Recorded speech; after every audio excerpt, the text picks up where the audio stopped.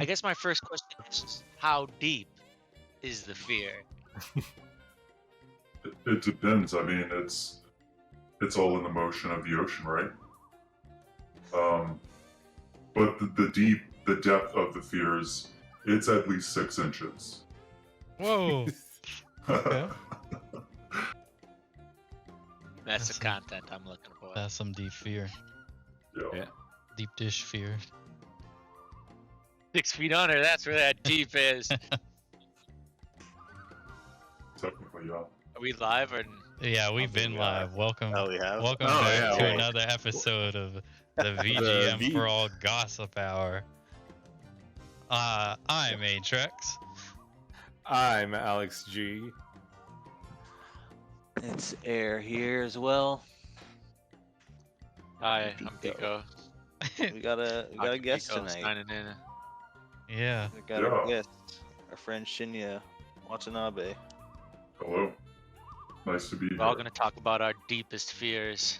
And just how deep it goes. How What deep are you is guys your scared love? of? Tell me something you guys are fucking scared of. Wind. I think like as I've become an adult, like horror movies stop scaring me, but Poltergeist, like spooky like Japanese haunting shit still gets me. Really? I think of trailers I've seen of like Japanese horror like Poltergeist films, and they still scare me. Movies I haven't even seen. That's what gets to your core. That is interesting. Apparently so. Yeah. I think nothingness scares me the most, which is, I think, probably a common fear between everyone. But The I vast remember, nothingness. yes, the vast void of nothingness. But Lack. I do remember a lack of what? Sorry. We can get there. I was gonna say a lack of control scares me. Like imagining you're riding passenger with someone and they just like fucking have a stroke or something, and Damn. you're on the interstate and like, oh my god, that's Yeah. Good luck. It's very specific. It's very That is- specific. That's why it's a deep fear. yeah. Fair enough. I think spiders scare the shit out of me. I don't know why. They're not scary at all, but when I see one, Spiders scare only me. scare me when they and surprise me. thunderstorms. That's a confusing. I can't fear of me fucking that people sleep have. during thunderstorms. I see like a baby. Thunder's the best. I just say I like think strong light winds. rain is the best. Yeah, Jeez. absolutely. Also good. It's a good part of it. Hand in hand. Why does strong wind scare you? Just spooky noise and I don't know. I've been trying to figure this out for years, but just like the wind starts going, I'm like, this sucks. This is the worst. I think the only like logical fear of wind is like a tree falling on your house or I something. guess, Yeah. but it's just like I guess That's it's fair. I not think like that's a fair A one, wind a can too. very fear. quickly turn into a tornado. yeah, that too. But it's just like I just get so unsettled by heavy wind. Like the howling How wind. heavy? I guess like enough that you can Like, hear I it. live in the but, windy like, city, Oh, so like I- sometimes you're yeah. like getting pushed down the street. the one time I walked, the first time I was in Chicago and I got hit by the wind, it was fine, but it was like, I guess it's more so like storm wind. Yeah. I guess I got a nice question concerning fears. Is the fear of nature or like something natural happening worse than the fear of another human enacting something awful on you? Sounds like the plot of Antichrist. Oh my god. That's pretty much exactly what the plot of Chaos the movie is. reigns. Exactly. I know those deer are pretty spooky in that movie. Mhm.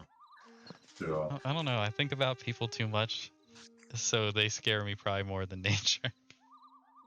Yeah. Nature doesn't give a fuck. No, it doesn't. Nature will do what They it will needs to. destroy you. Yeah, Yeah. the wind will blow a tree right under your house. Exactly, Atrix. and it will scare the shit out of me. Yeah, I think I'm more afraid of people on that note. People do be spooky. Mhm. They got You motives. just gotta imagine and that your shit. life is like an RPG, and are you really gonna let this fodder person get you? You know, I think about that all the True. time about my 100-pound dog. I'd be like, if this guy goes rabid or turns into a zombie, he's like the first RPG boss. Am I That's just like a gonna level lose at 5. the first boss? I just gotta go for it. That But that I itself can't is punch twisted. lightning in the face. No, that's a healthy way to Oh, think look. about it. I can't stop a tree from falling on me, I guess. Agility, you gotta roll for agility. So, I guess let's do a little pivot Yeah. and ask some of these hard-hitting questions Yeah. we, So we put together. obviously, we're mentioning deep fear, and the audience, you can hear that our guest tonight has a voice modulator because they produce records that are unofficial. I believe that's his real voice, actually. I Oh, do think never that mind is then. what Shinya sounds like. Thank you. It is, yeah. Such a I deep was- voice. Puberty hit hard and fast. I think we gotta fit the theme, right? So Right. And what have you done, Shinya? so I've helped with other projects releases, but for the sake of safety, anonymity, essentially I just thought it was cool to be invited on this to discuss this new one because it's Halloween, it's spooky, and I come to realize that I think that a lot of people were unfamiliar with it because of kind of how it was panned, or it just was a little bit more obscure when it came out. Yeah. Kind of living within the shadow of like Resident Evil, right? Which is what it wanted to emulate.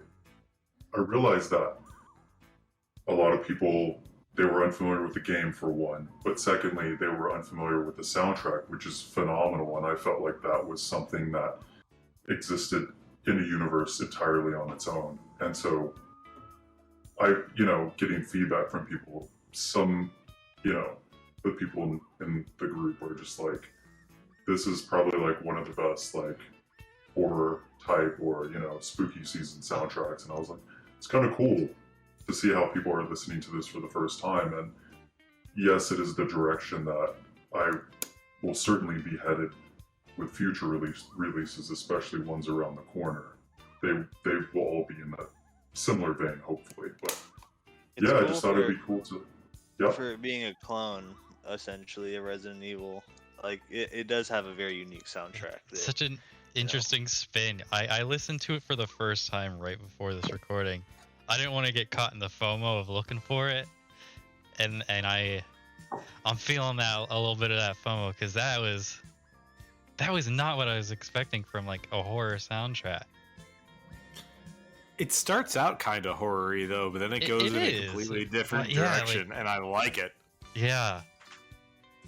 I think what makes it pretty unique, or what feels special to me, is it came out, late 90s, and it has like full lush live instrumentation. Like you can hear the kick on the drum and the snare, just like the reverb, and everything just sounds really nice. And Yeah. like, holy shit, there's a band that's like performing this in front of me.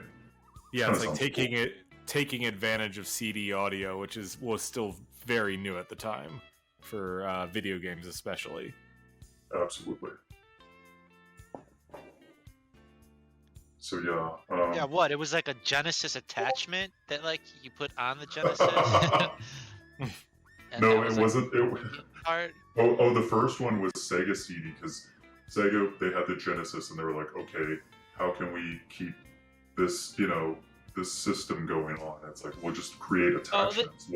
This is We'll have Saturn, it- not Sega. Yeah, exactly. So, this, no, I'm but- thinking like that stupid ass like bottom attachment.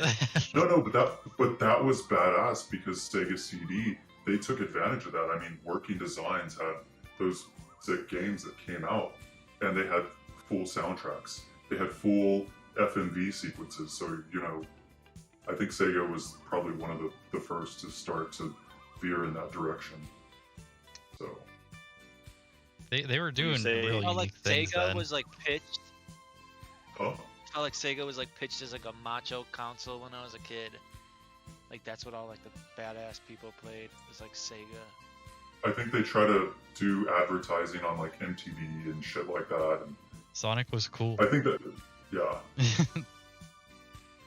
There's a lot of that, Mm. like late '80s, like early '90s. That's where like a lot of the advertising was for video game consoles. yeah. It was about the murder and the rampage and the killing and the violence, and you had people like fucking Joe Lieberman, like rallying against it in Congress and shit, and like Night trying Trap, to play and, video games Mortal for people. Kombat, that Exactly. kind of stuff. We loved our Mortal Kombat. What would you guys think if Sega like started doing hardware again? I think people would be interested. I was thinking about Yeah. that today. I was watching some joke video that was like making a tier list of all the different systems, and as it was back in like 80s, 90s, there was like a ton of them, and then by current generation, there's obviously only really 3. Yeah. I feel like Kind of bummer. Sega is so tricky because I feel like in terms of innovation, they always kind of led the new wave or the new chapter for what was to come. But I feel like because they always did it first, they were on the front line. They got trampled by the companies that had more time to research it. Like, Dreamcast came out first for the 128-bit era, and that one died off. Legendary. Yeah, it was like mid-generation jumps with Sega. I think Sega did that with Saturn and Dreamcast, and like it was great. But then, yeah, We saw it was mid-generation cycle. So when the new generation came around, then kind of fell by the wayside. Dreamcast just sold like fucking shit. It catered to Yeah. like the weeb crowd with all the Yeah. JRPGs and everything, and then it just didn't sell well in America. Yeah. Did Even any though of it you has like guys? something like Power Stone, which is like a 3D predecessor to fucking Smash Brothers, which is Yeah. cool. Amazing. Our son was sick. Did you guys ever have or visit a friend's house who had Sega Channel? Does anybody remember that? I do. I've never heard of it actually. I do. Yeah, So that this was is- such a cool thing. One time I went over there. So Sega Channel was like streaming before streaming. It was like I Yeah, believe they it would was like send you games, right? well, I never had one, Demos? but I visited a friend's house and I could have sworn that it was like a cartridge or some I attachment think that that's was right. hooked, and it was hooked up Like, with to like a phone. it was hooked up either to the phone jack or coax, and I remember my buddy just got on it, and it's like all of these little thumbnail images popped up, and it's like, what game do you want to play? And it's like, holy So shit! it was like a game online game service of the Yeah. time. Yeah, it was like a game testing damn. service. You'd That get fucking like, rocks. but it only It- ever it- had like one successful game on it, and it closed down like after a couple of months or something stupid like that. Well, like you could play a lot of like the hit games through it, I think, and Yeah, you could play the game like a bunch of games on the Genesis library on it, which was cool as hell. But yeah. And that I wasn't, don't think it lasted long. and That'd that be cool if wasn't Sega really. went into TV and made a Sega network. What They we're had saying Choo Choo is Rocket on Dreamcast, right? Sega needs to come back and do something. We're all waiting. Was there any game service like that since like between then and like the modern era of that shit going on? Or was it like just did that not happen? Because I can't think of any of the other consoles having that. It was so interesting because it wasn't like online, It's kind like of. The Yeah, only it- other thing I can think of was it was before that. It was and it was Japan only. Like Japan had those SNES cartridges. Oh yeah. You could download Zelda games from and play them, and like it was kind of like downloadable content, but Yeah, there's a you couple know of it games never that are like never made lost it from across the that. States. Yeah. Yeah, I Come don't back, know. Sega. Come back. In fact, did any of you guys like the Dreamcast VMU, or did you think that was like Oh. gimmicky? I thought it was cute, but I don't know if it would work nowadays, but it was very nice in that like you could Yeah, I don't know. Like, because that when you're kinda on the stuff's coming back. school bus though, yeah. like you didn't have anything else to do. I remember when I was a kid, I'd bring like video game manuals to read on the school bus.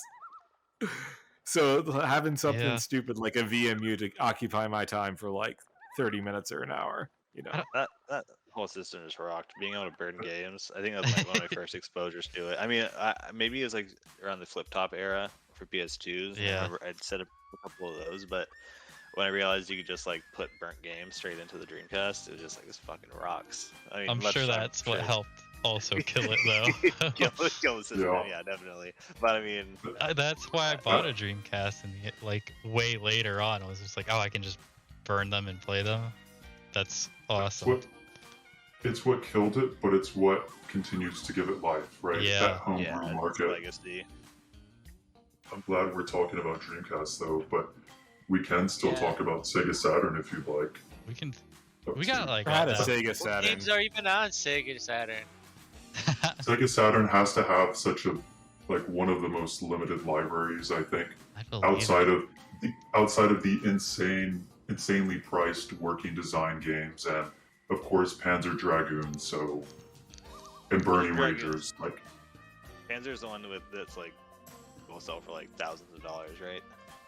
yeah, Panzer Dragoon Saga is the one that I think is like 1K, maybe 8 to 1K now. I think the same thing for Burning Rangers might be over 500, sure, but You much of a game collector? I'm definitely a game collector, but when it comes to something that pushes 1K, I mean, Yeah, that's a but- little but- hard. You're with the rest of the peasants. yeah. But and here's the thing is that means I probably won't play it because I'm very faithful to hardware. Like almost Okay. everything that I like with a newer console, I will download my games, but it's like if I'm dealing with a retro system, I much rather play it like and have the copy, have the tangible thing really does it for me. Even though don't get me wrong, I mean I would love to play Burning Rangers, but I guess I need to get a Saturn with Fenrir so I can You gotta play do it. a couple But- steps just to play that, Yeah. as opposed to just Yeah, running it on like an emulator or something. yeah. But people claim that it's better because they're like, you're using the real hardware, so Yeah, it's the best experience. Okay. I get Sure. it. And in this kind of hobby, you gotta appreciate and understand what's going on there. Yeah. I've gone fully digital. All modern games I always download now. Yeah. All I'm there emulators too. too. Sold all my systems off. Like I'm just like I can't do this. I can't possibly get into the game collecting hobby. It'll kill me. Especially at the Put me on- prices put me they're on at the now. street. Well, I've noticed some things since like WADA has been like exposed. I mean, we've always known what they were doing, but it's like because it's kind of blown up a little bit. I feel like some prices on games are going down, but then I notice others are going up. So I'm like, maybe that is an indication that those games are actually rare if they're staying up still or Yeah. going higher. But I don't know. I've been following like the gaming market and what it's been doing. I just assume that people are just kind of like fed up with their shit, so prices are kind of dropping. Good luck to all the aspiring game collectors out there. Yeah. Yeah, Jesus, how do you know what's like real and what isn't? Like the quality That's of gotta be tough. bootlegs in video Like- games, in cartridges. I mostly Sega- collect. Go What's ahead. up? Well, I mostly collect like CD-based media, so I'm just like PlayStation 1, PlayStation 2, Sega Saturn, Dreamcast, original Xbox, PS3. I don't collect a lot of cartridges, some 64, but I don't even know how people are able to really tell what's like real for like SNES or Game Boy. I know that they Yeah. like have to actually Nowadays, open the I'm a cartridge huge and Game Boy check the circuit. collector, and I have a Joey reader. It's called a Joey, Mhm. and it can detect like thousands of boards. Basically, it's because I fuck with a lot of Chinese boards, but you could just plug Oh. your game in there, and it'll tell you what board it is. So it'll tell you if it's like a real board or a foreign board. Wow. Oh, that's cool. That Gotcha. is cool. Yeah. So you But I bring bought that a lot with of you? my cartridges in collecting before all of this stuff, like Before the it got boom. crazy. Yeah. Trying to make a buck. Everyone wants to. Yeah. For sure. But I mean, keep it going. Like I totally like the bootlegs, just because eventually the video game population will be so huge, there won't be games to go around for everybody. You know, and like a cartridge is such an experience. Like emulator is cool, but for one, like an emulator will either play the game like a little tad fast or like a tad slow, and that'll affect like all the frequencies of the music that you're listening to, and like sometimes you won't even know what the actual music sounds like because you never played it on a console. That's real. I hadn't really thought about that yeah, I that think way. there's merit in hardware. I don't know. I'm a hardware guy. Well, I do like emulators though. I do know that I try to watch like speedrunning from time to time, but like for SNES speedrunners, they made mainly like a lot of them use the SD to SNES, and use that on their SNES console, and like apparently it runs it pretty faithfully, even though it's just a ROM reader converted to SNES. You know. Is that like So- a so- EverDrive, or is it something different? Yeah, it's like it's better than an EverDrive is Gotcha. the general consensus. I see. Man, I'm a huge fan of all that shit, like the summer games done quick. Those are always Yeah. an absolute blast, and it's hard to make yourself go to sleep when you're like, oh, I gotta go to It work, is. but They're doing Do the I wanna speed watch- run. yeah, It only goes till Oh. 3 a.m. It's fine. it's always something you want to see too. Right. And then they're like, here's this block of games that you want to watch. It's like, oh, it's at 4 a.m. I guess. Like, and also here's 20 games that only 3 people run. Yeah. But like those are some of the more interesting ones. Oh, absolutely! I love speedrunning so much. I watch it all day. I always have like a speedrunning stream up on my computer while I'm working. And then here's all the Mega Man DOS games that no one fucking remembers. Yeah. Yeah, exactly. I guess we can get into a couple of our boot focused questions that we had here too. Bring it on back to the hobby. So I'm gonna look at our first That's why- one That's here. why we're all here. Yeah, Cool. I'll hit you with one of the questions. do it. Okay, here's a spicy booter question.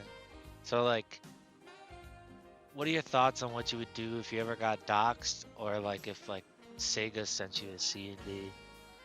I guess if those, that's why you have family, friends, and loved ones, right? You just figure out how can I continue doing this using somebody else's credentials.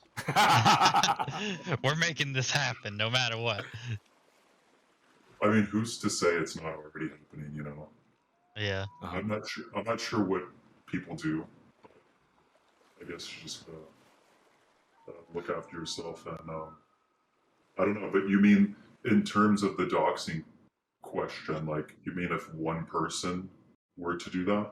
I mean, however you perceive it. I mean, you could get doxxed a million ways, but I guess Yeah. if one specific guy, Bobby man. Bobby Doxer. It could be Bobby Yeah, Joe. Bobby Doxer. Fuck Bobby Bobby Joe Doxer. Doxer. Could be I'm Pico. gonna get you, Booter man. He did the deepest fear. I guess. I'm Bobby Joe Doxer.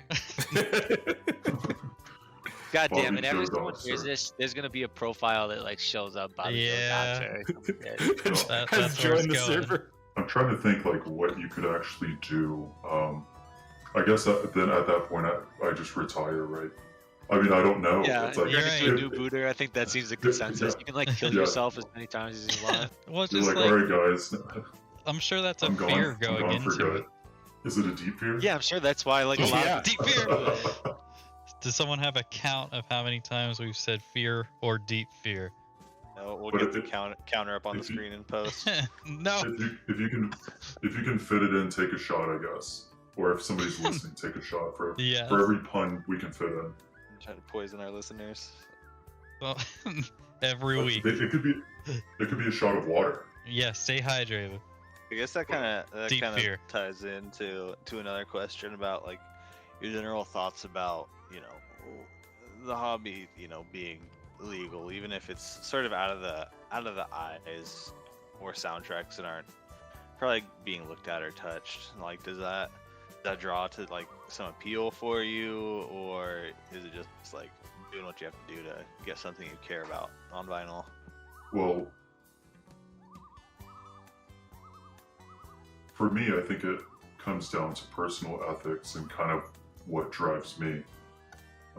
I feel like I try to be as productive as possible when I do things that enrich me personally. And if I were to go back and think about a version of me that was 12 years old playing like Silent Hill or whatever, 14 years old playing Dreamcast and just thinking, oh, there's never been physical media for this or a physical soundtrack, like, and then like half of my life later, it's like, okay, well, this is pretty badass because I think about these game directors and you're like, they're long forgotten. Some of them, game developers shutter down all the time, and Yeah. it's like if it weren't for us, then who the fuck would actually care about this little obscure title that you only in your personal life know that two people played, but through this community we know so many more people that have shared these experiences, and it's kind of like, well,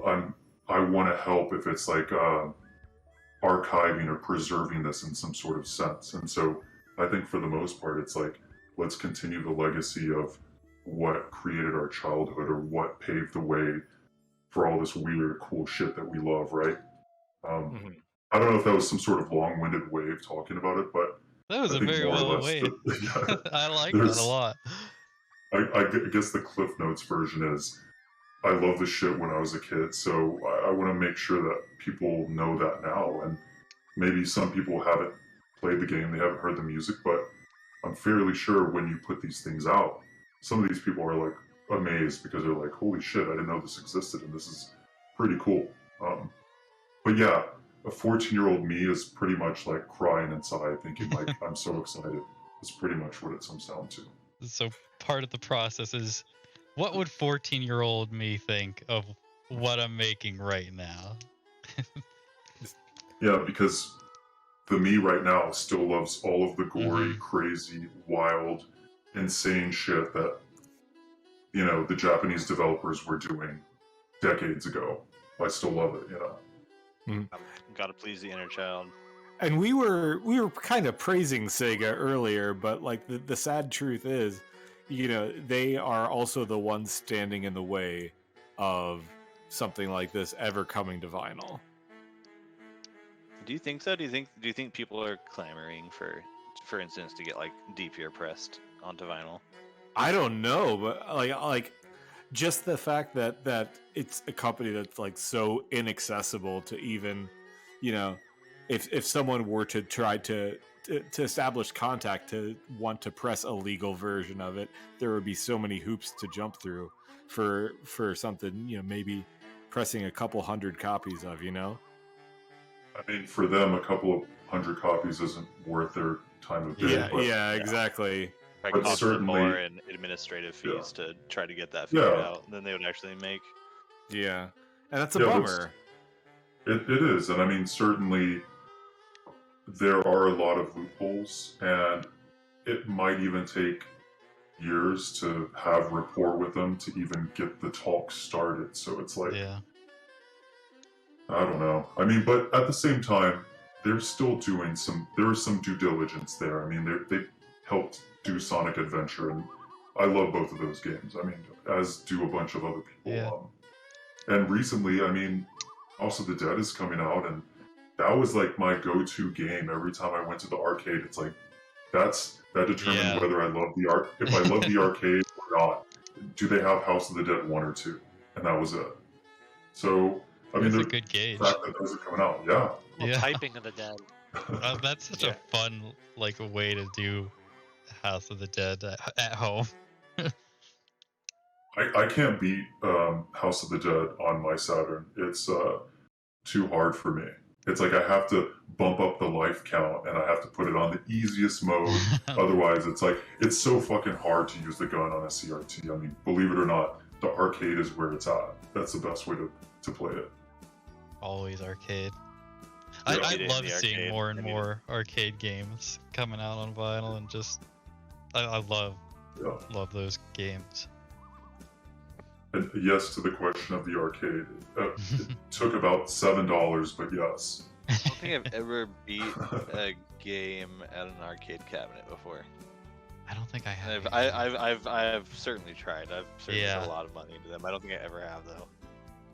I Humans beat are surprisingly Simpsons, X-Men, Yeah. and probably Turtles in Time. I just remember getting my shit. Turtles in fucked up Time in is those games. amazing in the arcade.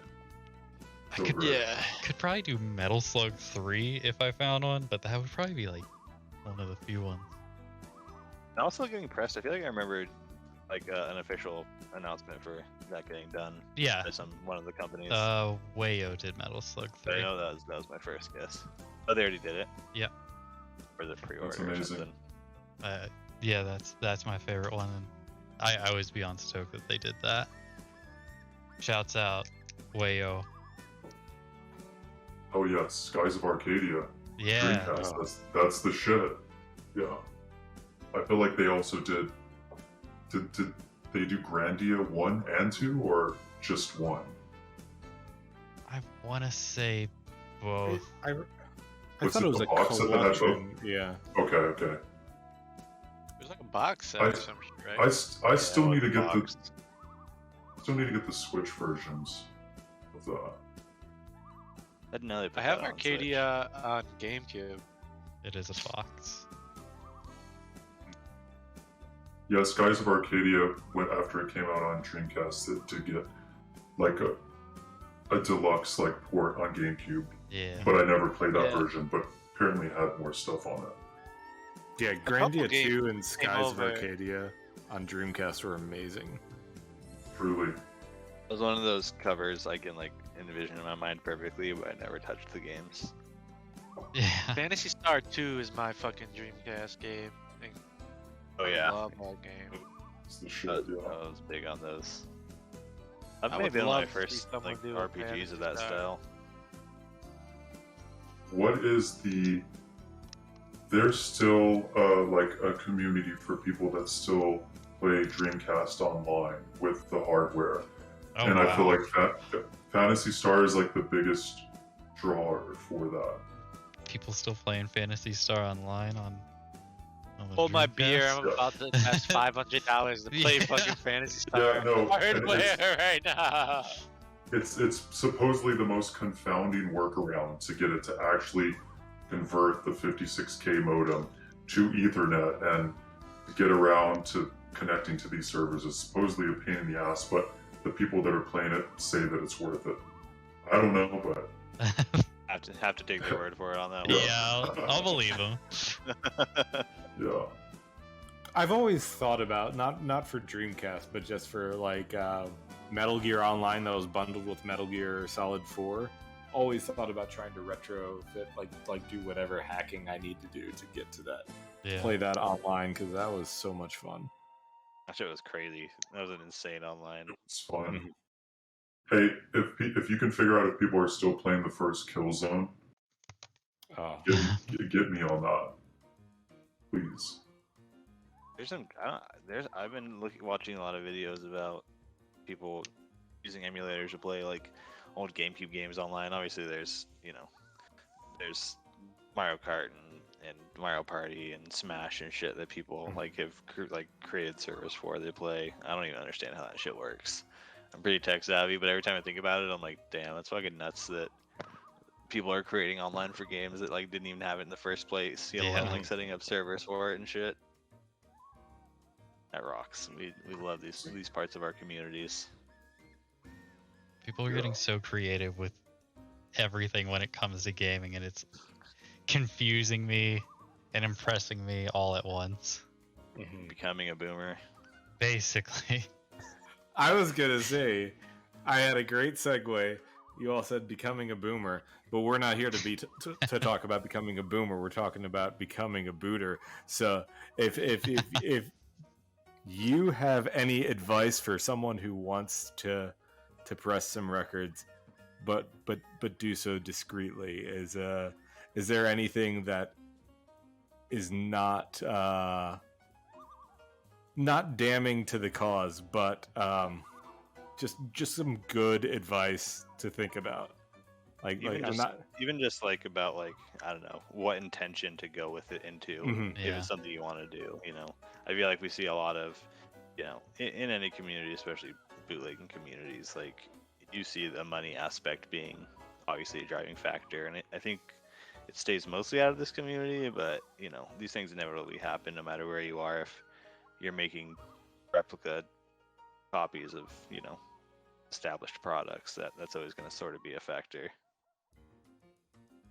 I'd say do your research, because you never fully know if this is an IP or something that is going to have an official release. And I feel like the last thing you want to do is, because I feel like there's so many of these video game labels that are actually popping up with official releases, that you just want to make sure that this is something that, first of all, it means something to you personally.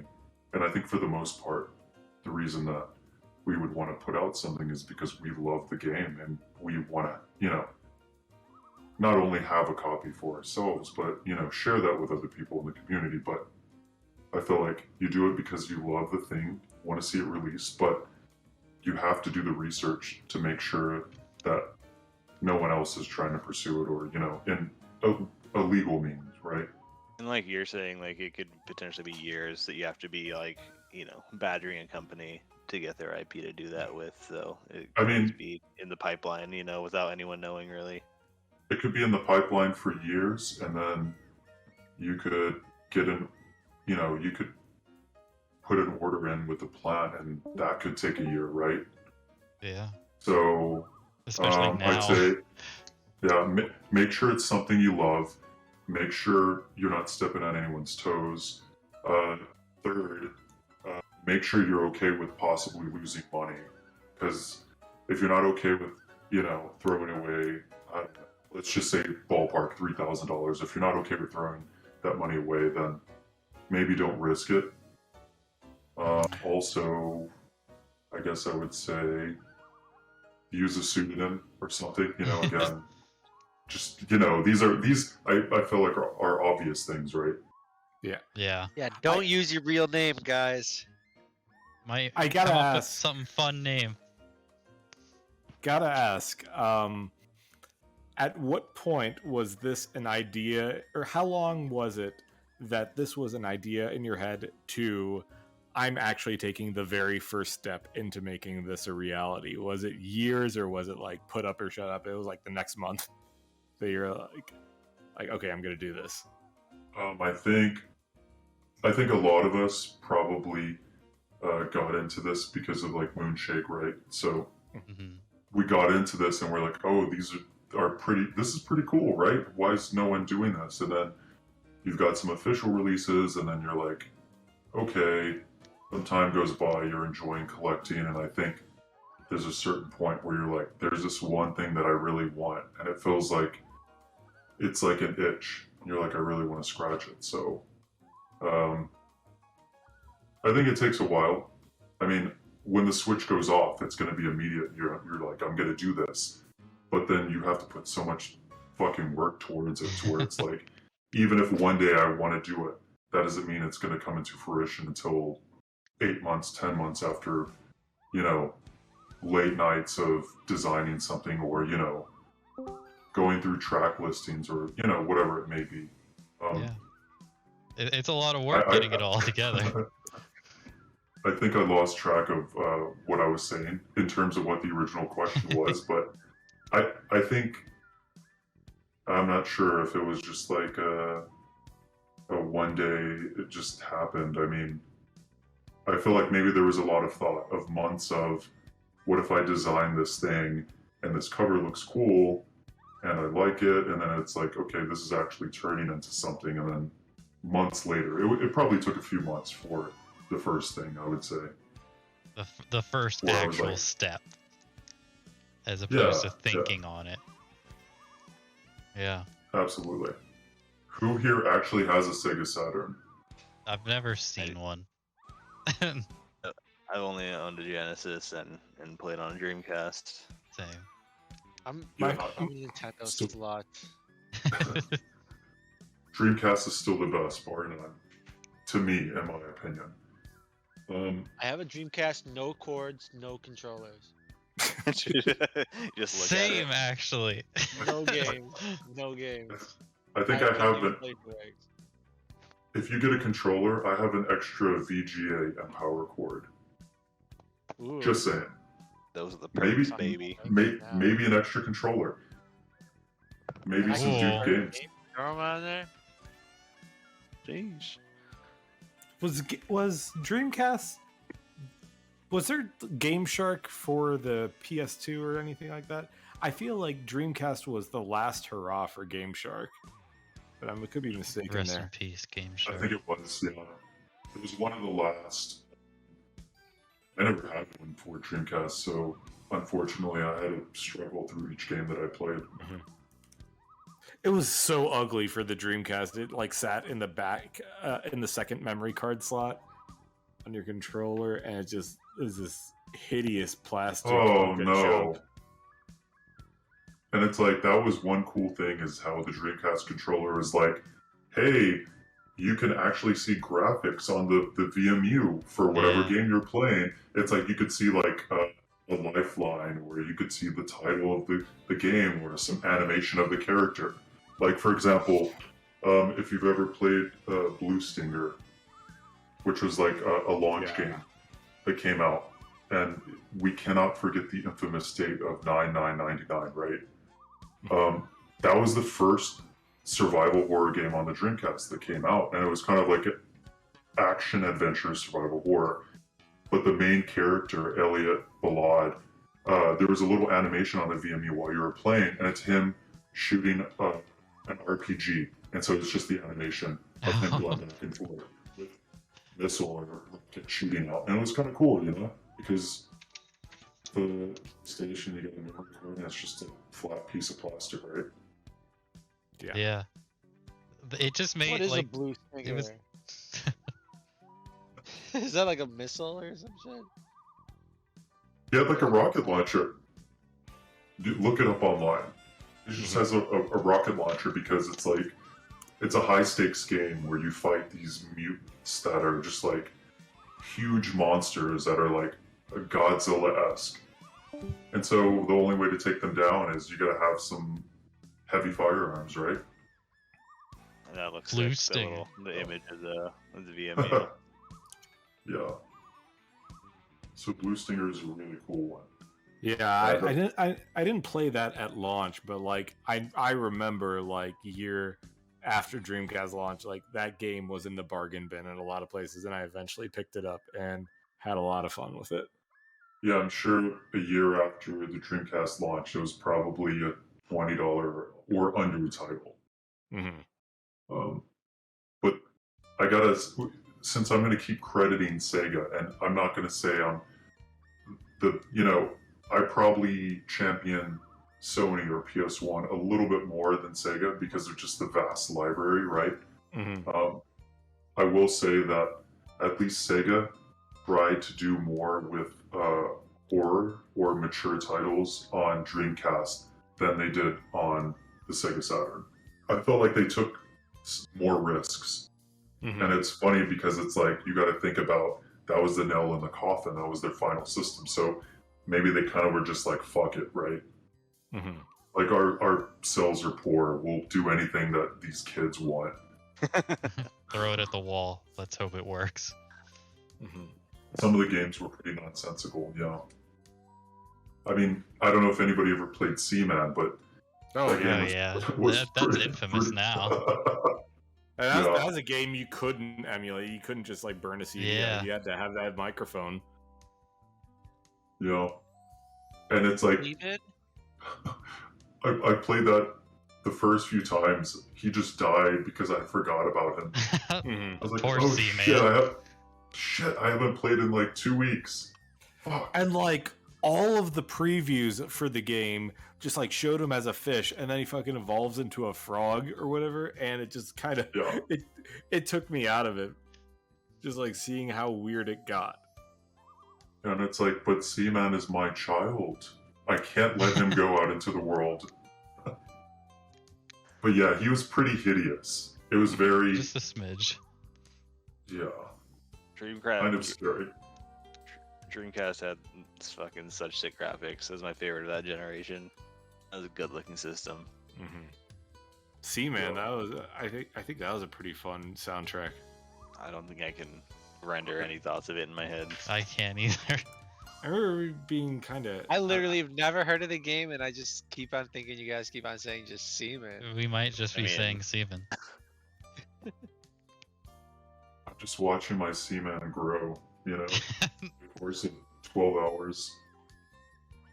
Is it like a sea monkey type thing? He's an able body, whatever he is. Imagine a fish with a human face. A very scary robotic. Imagine a fish with a max headroom type face. Yeah. Very stiff yeah, and sure. robotic. And speaking of robots, I'd like to take a word from our sponsor real quick. This episode has been brought to you by Great House. Looking for great food fast? Well, look no further and come on in to one of our 420 restaurant locations and try some of our signature classics. For a limited time, our podcast listeners can try the new banana jam waffles free of charge.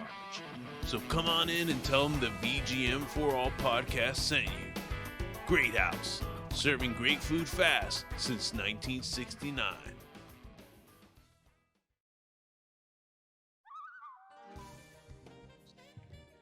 Wow, sponsors, thank you so much. I appreciate all that you do for us. Keep those Yes, checks thank you. rolling in, please. Otherwise, we will not be able to do this. The production costs were in over our heads. Yeah. I've spent so much money on PNGs. NFTs. Yeah. baby. All NFT show. No fucking thanks. So, we're talking with our buddy Shinya Watanabe. I got another hot and spicy question for you. Very What- well. What does the invitation process look like for you? What makes a worthy candidate? This is an interesting question because I've recently recommended a few people for other things, and I feel like having an overall good rapport just in the community and actions and, well, I guess interactions with other members, I think that speaks more than anything else. So I feel like you just notice Yeah. the people that are just like they're opening the dialogue, they're helping each other out, and I feel like more or less that's what gets you where you want to be, right? For sure. And of course, just like everything, like if they're your friends or friends of friends, obviously yes, but for somebody coming into the scene or the group or whatever, it's like we're gonna keep seeing everybody pop in and just say, hey, how do I do this? And it's like, yeah, that's obviously they're gonna be the butt of a joke, but Yeah. I feel like it's just like it's all based on your actions.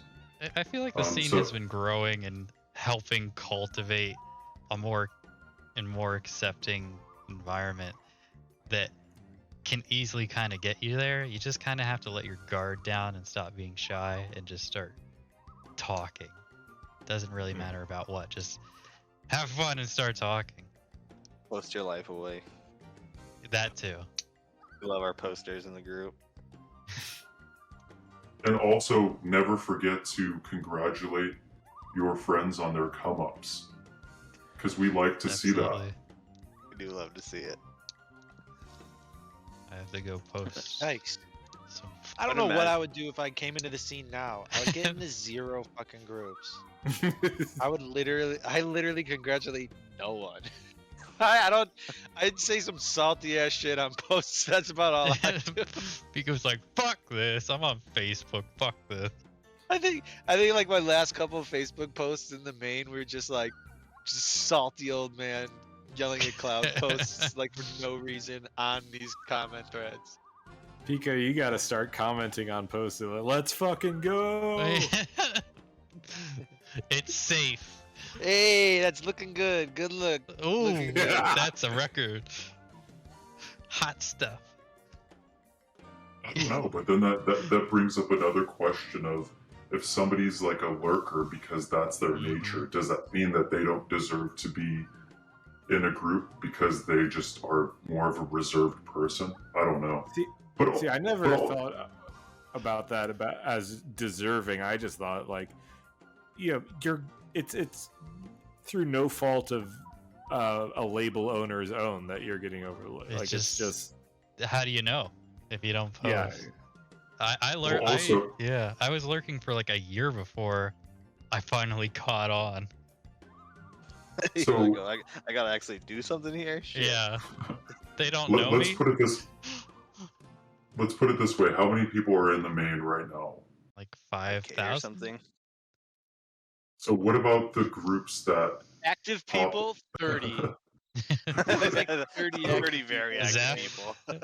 It's the same fucking assholes that post the same dumbass shit, and they say the dumbest shit in each and one of their comments. And all It's- 3 of them or 4 of them are in each and one of the comments. 5,000 people and the only active person is Zeph. Let's be real. Thanks, Steph. think so. Zeph's like Yeah. fucking Santa Claus, dude. I don't know how he could be up all 24 hours to like everything. But He's what putting in the work. what were you saying? Like, so there's Yeah, 5,000 members. So like, so what you were saying in the previous question brings up something interesting because it's like, how do you vet the people that might be considered for a group that pops up that might only have room for 100 out of 5,000, right? hmm Someone's going to be salty about it in the end. Absolutely. There's no way to win with that many people. It does become. It becomes hard. I mean, People it seems take like it too seriously, honestly.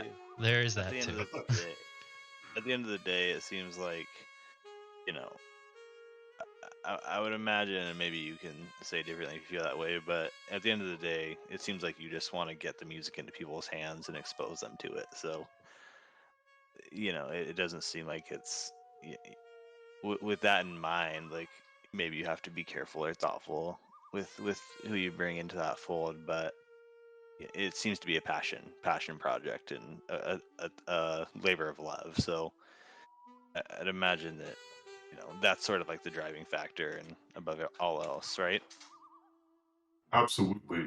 And sometimes it's hard to gauge it. It's like, will 500 people love this? But then I'm like, maybe this is so niche that they may not. So it's like, maybe it's like 100 or 200 because you want to make sure that you do an amount that goes into the hands of people that may really love it. Mhm. As opposed to just saying, hey, I'm going to go crazy and press this huge amount. I don't know. I think that sounds like a headache and very stressful. Because certainly there's a fear of Deep the number fear. that you're pressing. Yeah, there you go.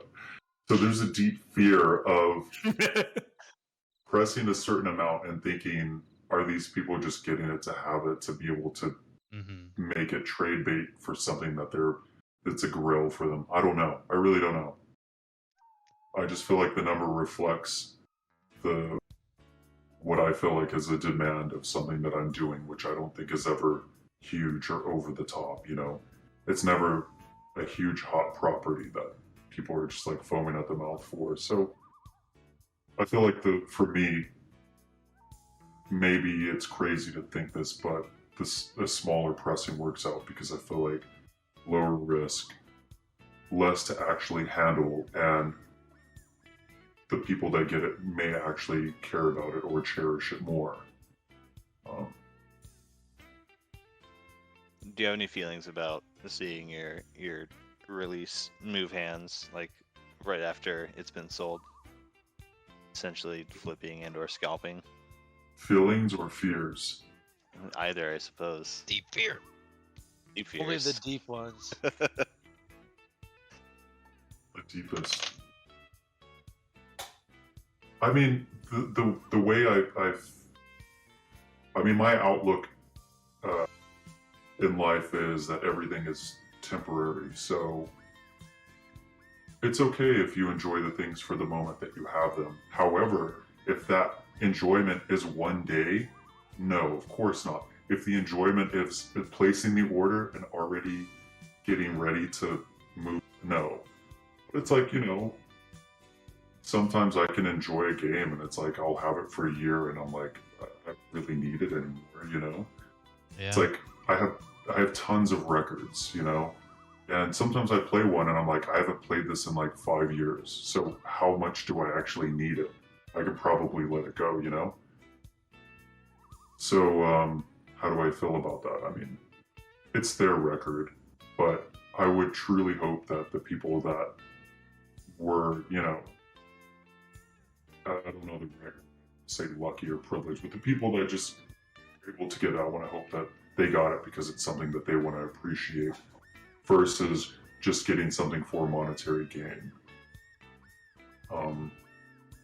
Certainly. I mean, the whole reason, again, going back to the beginning of the conversation, is I'm putting this out because I want to do it, and it's only an added incentive that other people enjoy it as well. But I certainly don't want any other people that are privy to it to just be there to take advantage. Certainly not. Yeah.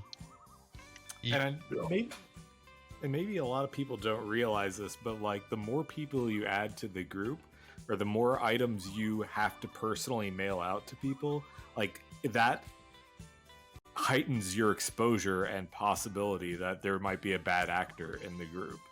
And so like you don't want to overpress, or you don't want people in the group slowly to switch to trade records or sell your stuff because I don't know, they could be bad actors in and of themselves, and I feel like trading day one or selling day one is a small indicator of that. I feel like if that's the case, then that person or that supposed bad actor are in a place where they probably don't belong, right? Mhm. Yeah. Yeah. And I feel like, you know, if you need to, you know, if there's something that, let's just say that I get a record that I love, right? Mhm. I cherish it, but if I feel like there's somebody else that might want it more than me, and they might have something that I value higher, or that's, you know, something that I'm seeking more, if it's like a mutual even exchange, sure, why not, you know? Yeah. Mhm. That's cool. I just feel like it's paramount that if there is ever an exchange of hands, that it should be with tact, right? Yeah. Certainly there's no situation where you are already trying to let go of something that you haven't even procured. That I feel like that's a bad example of how to thrive in this community, right? Yeah. Absolutely. Well, It all comes back to the passion thing. Like these projects exist in the first place because they most likely wouldn't otherwise, right? And Mhm. so, you know, if that's the spirit of things, and to move against that so rapidly, I think just puts a bad taste in people's mouths. Yeah, and sometimes it's like these things that we make, it's like I only hold on to a few things myself. So it's like I want to put these in as many hands as possible if I know that they're going to love it. So it's like I don't even hold on to many because I'm like, just even having one or two is enough to be like, this is great. This is something that meant a lot to me in the past, and it still does in the present and will in the future. So it's like, if it's created, then I feel like it's deserving of finding home. So I feel like it's bad situation if it's like somebody who feigns that they really want it, but it's like, you know, they may not really feel as passionate as you do about that. It's I don't about think there's- exciting the 14-year-old versions of that person and getting them hyped up today to see that in one way or another. Sort of. I mean, it's all experiential, and it's like, sure, I played this damn game, but it's like, to hear that certain people are like, oh, I've listened to this record like 10 times already or 20 times, you're like, holy shit, that's pretty crazy. Yeah. Mhm. So those are the people that I want to be in my corner, right? Yeah. Yeah. But I will say also, I'm not sure what we're moving on to next or what's There, happening, but there definitely is more stuff around the corner pretty Oh. shortly. So little Yeah. hints. There's more coming soon from Shinya Yeah. Watanabe. So you're pleased with the reaction everyone has given you for Deep Fear? yeah, and I feel like I don't know if I have the capability to gauge how something is received or not because it's such a small kind of obscure thing, right? So I feel like it's going to connect with the people that it connects with, and that's simply it. But I feel like the people that it's connected with, from the music to layout and design, I feel like those people that really liked it are going to really appreciate something that is happening soon in terms of the overall aesthetic. In fact, it may be even better than that. Whoa. I don't know better, but I feel like from a layout standpoint, Yeah. I feel like it probably will be a little more striking. How important is like layout to you in packaging for a release, whether it be, you know, your own or someone else's? Is that something that strikes you as incredibly important? Layout and design is very important, and I'm sure for all creators it should be. Whether you want to be as intricate or as minimalist as you need to for the release, I feel like the packaging it's the first thing you see. I mean, Mhm. part of the intrigue of me collecting records was the first time I saw Japanese releases, and I was like, the OBI strip was amazing on certain things. Like, one of the first records I got was the soundtrack for Return of the Living Dead, and if you look at the Japanese pressing, compare it to the official American one, which is essentially just the cover of the tape poster. Japanese one looks so superior, and I remember thinking they really care about the art and the design of this. But I mean, that's Japan in general. Like, they're economic, but they care about the things that they put in certain spaces. But I feel like if I put out something, I have to be really happy with it, and it really has to speak to the music and to the game and to whatever, you know. But I gotta say, Silent Hill 3 and 4, we've been waiting years on these records, and Akira Yamaoka is probably one of my favorite composers. Just simply put, because when I was a child, I was 12 and I played Silent Hill. That soundtrack was like everything to me. To know that there was a composer that could do industrial, that could do ambient, and that could do some fucking cock rock guitar solo shit over like some lounge jazz was just like, how can one composer be so dynamic? That was amazing. So it's like, he was faithful to Konami, to the series, and, you know, I love Mondo. You know, I have tons of their shit, as we all do, but to see the cover art for 3 and 4, I've slowly, over the past like 3 or 4 years, have talked to people and have been like, what is the QC process, or what is the process with the art director, whoever does the layout? Like, what do they really talk about? Because some of these look like sketches to me. They look like it might be a digital drawing that somebody does on a first try. They put it out and they're just like, okay, we approve this. It's like, And no, it's this was the crazy because draft. they accidentally sent the first draft, and they're like, "There's been 8 iterations, but Mhm. you accidentally approved this," and it's like. Oh, It's sort of disheartening when you see things that you feel like could have been done much more because the property deserves it because of just how the legacy behind it. You know, like Silent Hill 3, I feel like 2 is my favorite, but I feel like 3 in terms of fucking oh my god, like this is fucking scary. 3 is the most terrifying game to me because it's the darkest, has just the weirdest enemies, and just makes me feel very unnerved. And to see that cover up here was kind of like, man, they could have really tried. I mean, I think about their God of War, and I'm just like another one, which the last God of War was an amazing game, and the art kind of looks like some digital, again, a sketch, but I love the company and everything, so I'm not going to go down on that. I just want to point that out as an example because I feel like the bigger companies should also strive to have a higher caliber of art and a better process of figuring out, hey, does this work or does that work? Because something tells me that there weren't 10 or 20 ideas that were brought to the art department for them to be like, this is good, that's bad, this is good, you know?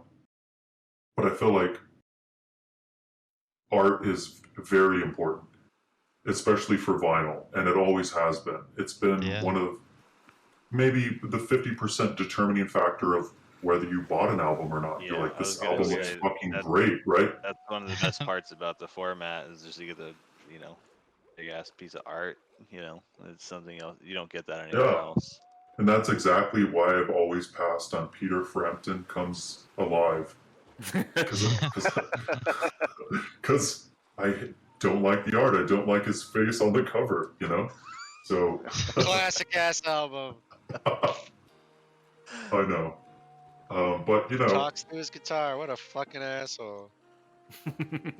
it was kind of cool. Yeah, I get that. But, I mean, I feel like we should push each other to achieve our best, right? And that certainly deserves to be reflected in the art. And I feel like the next couple of releases, I hope that they're received well. And some of these things take months, you know, before you finally figure out what the stopping point is, right? Because you work on a piece and you feel like, this is good, can I do better? This is great, can I do better? And then suddenly at some point you bastardize it and it becomes less than the 2 versions before it. So you kind of have to know where the stopping point is. But I mean, this general idea of the official label kind of doing this rough idea that doesn't exactly stick and doesn't have a great cover brings in the interesting thing of people's really liking the video game vinyl boot, just the boots in general, in comparison to official releases. Because lots of people, when they think bootleg, they're thinking of a low quality something. Whereas this scene kind of flips it on its head, and some boots feel even better than an official release. Without a doubt. Absolutely. Like when I hear bootleg, I think of, oh, the Joy Division live record in Berlin that I have that's in a poly sleeve. That's a bootleg, you know. But some of these official releases, you're like, the packaging has been thought of to the next level, and you're like, yeah, holy shit, this person actually somehow incorporated an element of the game, like somebody's clothing or something, you know. It's just like some texture that you didn't think of, some sort of detail in the art, and you're like, this is better than any other like official label could have done, because they're not willing to take the risk of, we can actually incorporate art and aesthetic and have this convergence of, I guess, people that really know how to package records. Yeah, like I never had, like I had about like 350 records before I ever got that A Link to the Past record, and like that was the first record I've ever had with embossing on the actual jacket, and that really took me back.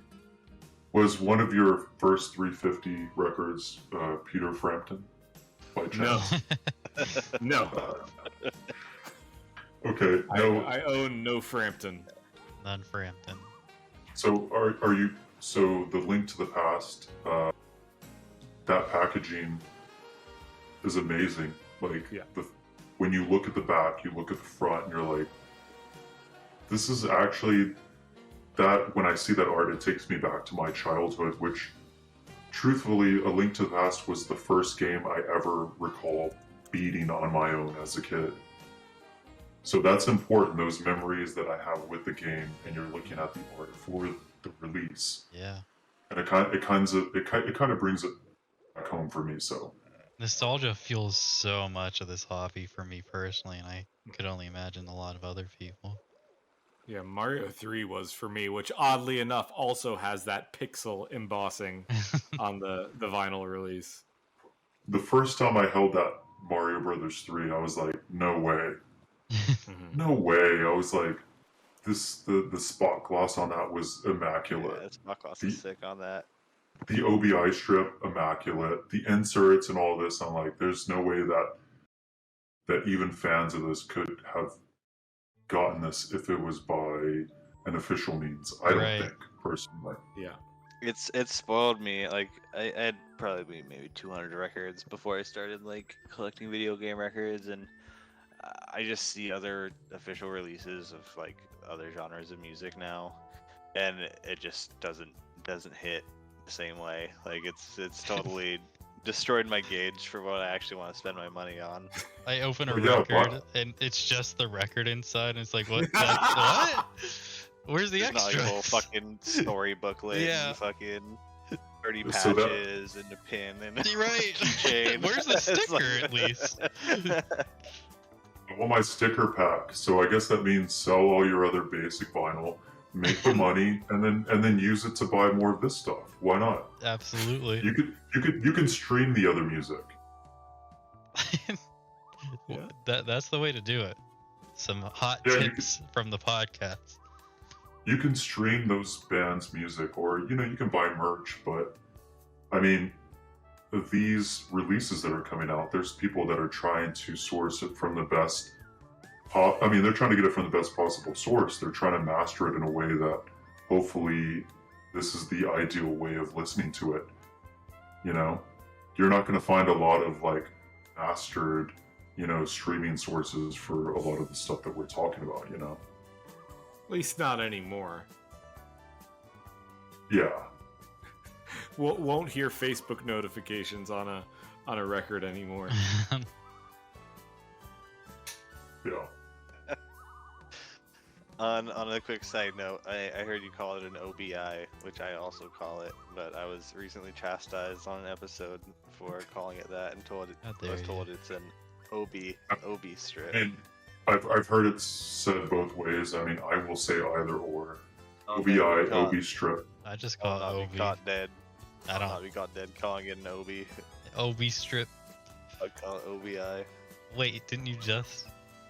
Well, I mean, for context, yeah.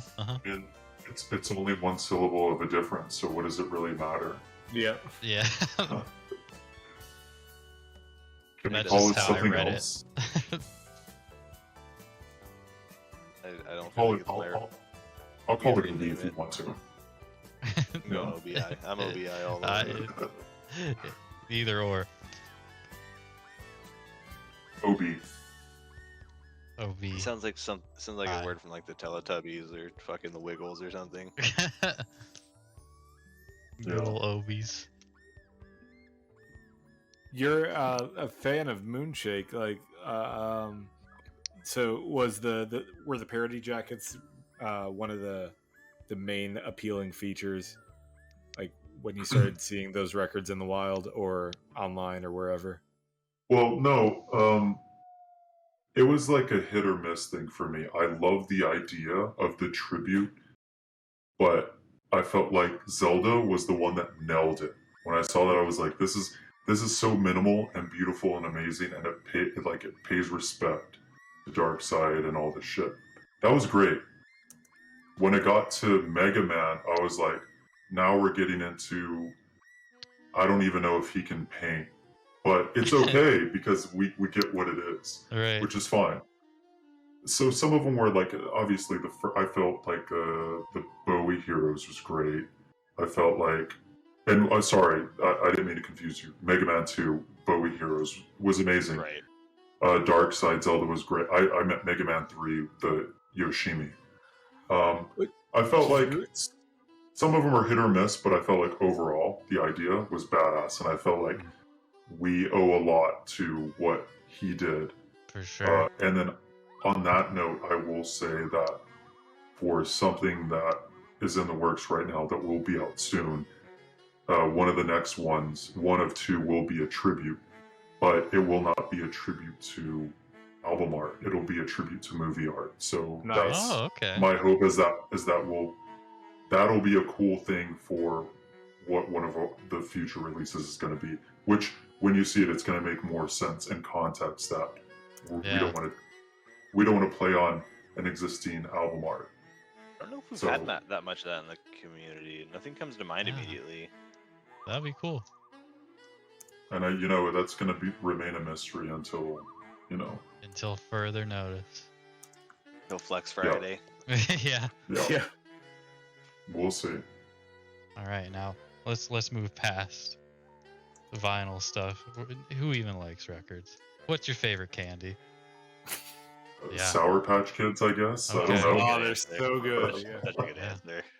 Good answer. There's this berry called golden berries. When they're dried out, they taste exactly like Sour Patch Kids. It's my favorite thing. I need to try I that. highly recommend it. They're even more sour. It's like crack. I want it now. There's gonna be mailing That's that that's to like, you. that's in The the care gift basket package, that we're yeah. sending you. Yeah. Yeah, give me trick or treat candy. Yeah. Will you Please. be handing out candy to trick or treaters this year, or will you be trick or treating yourself? Even who am I to say? Or both. If the trick or treating means feeding myself shots, maybe. Sure. Very delicious. No, I don't know.